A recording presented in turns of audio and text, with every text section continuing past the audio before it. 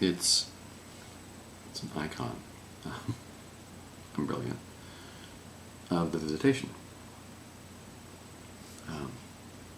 When Mary visits Elizabeth, Mary, who's pregnant, visits the pregnant Elizabeth, and the pregnant Elizabeth, who is pregnant with John the Baptist, proclaims God's presence. The baby in her womb leaps for joy. I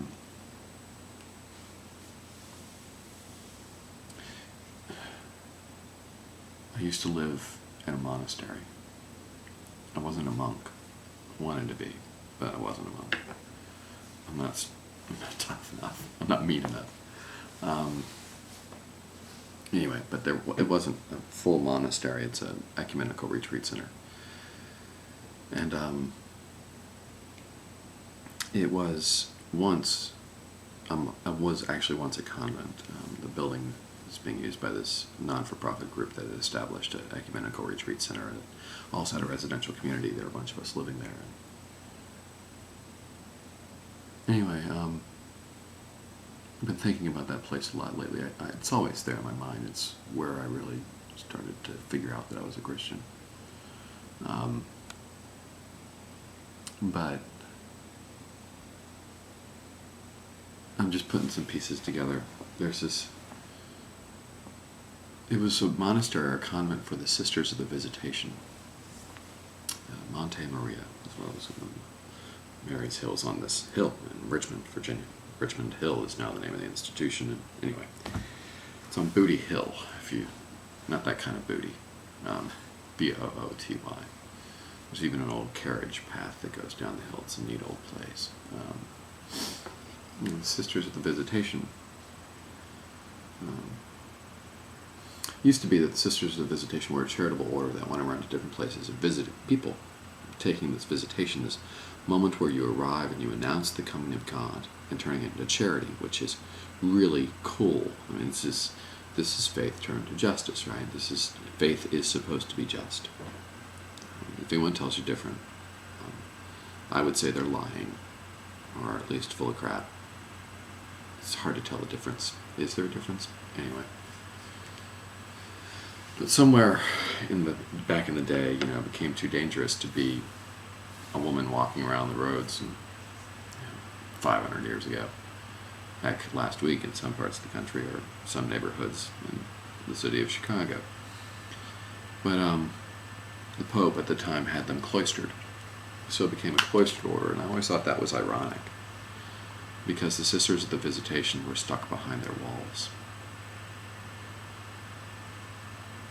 This is how I feel.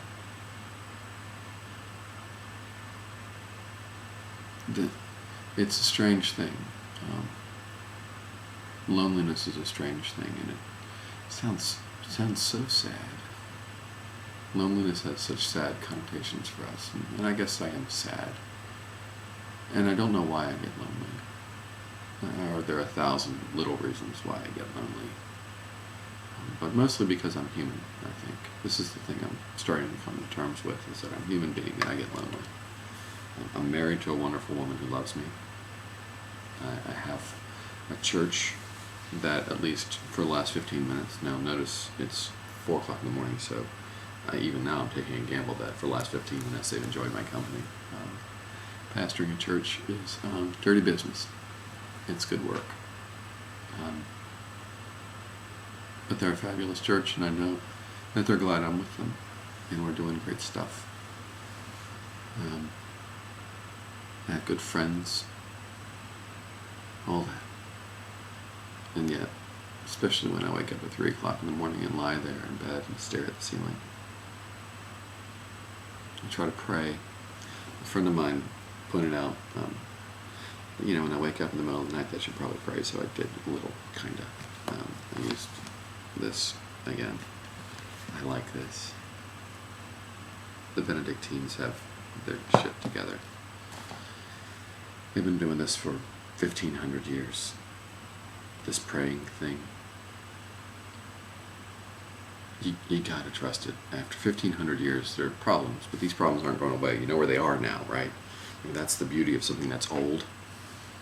It's not that it's perfect, but you actually know where the problems are, and you just can't get around them. So you say, this is where it falls apart, and this is where it's good. So do what's good and be aware of the stuff that falls apart. I mean, that's the joy of it. It's not to say, oh, toss it because the stuff falls apart. I mean, come on. If we did that, none of us would ever drive cars, right? We're willing to drive cars anywhere, knowing that some idiot in another car could hop over the median strip and kill us at any moment. Same for gun ownership in this country, but we won't talk about that too much. Well, not in this post. I'm rambling. I'm not making any sense. I apologize. The visitation. Get this mixed up. The visitation. Then tonight's prayer. It's taken me 6 minutes to get to the point. I apologize. The 4 a.m. Vespers service, the early service, Matin service, opens with the Venite. The Venite, depends on who you are. It's Latin for the vocative, I guess, is what we'd say in Greek. I don't know the Latin declensions. Come. Come, let us sing to the Lord. Let us shout for joy to the rock of our salvation. Gather, come, visit. It's the visitation. But it's not come God to us. It's us saying to ourselves, come to God. It's so hard in the middle of the night to remember to go to God. It's hard in the midst of loneliness for me to remember to go to God. I never do. I wallow in my own crap. So I'm trying to take a lesson from the Sisters of the Visitation. Yeah, it's a great shame to lock oneself up. But you can still do vital things, wondrous things, if it happens. And that we are to come to God when the night reaches, to love ourselves, love one another. And humanity's old, it's ancient. Changing, but ancient. We know where the problems are, which is the advantage of being around for a while. I don't know if loneliness is a particular problem, really. It feels like it right now. But I'm learning the landscape. And I think that's the important thing. I'm learning where the problems are. I've been doing this long enough. Anyway, I'm going to post this. If you've taken the time to watch this, good on you. I know I'm not supposed to be on Facebook or MySpace. It's Lent, and so I've slipped in my Lenten fast. I'm weak. It just got a little lonely. And the loneliness probably has nothing to do with the internet. But there you go. That's what I got. I'm going to have some water and try to go back to bed and listen to the computer make noises. Take care of yourself.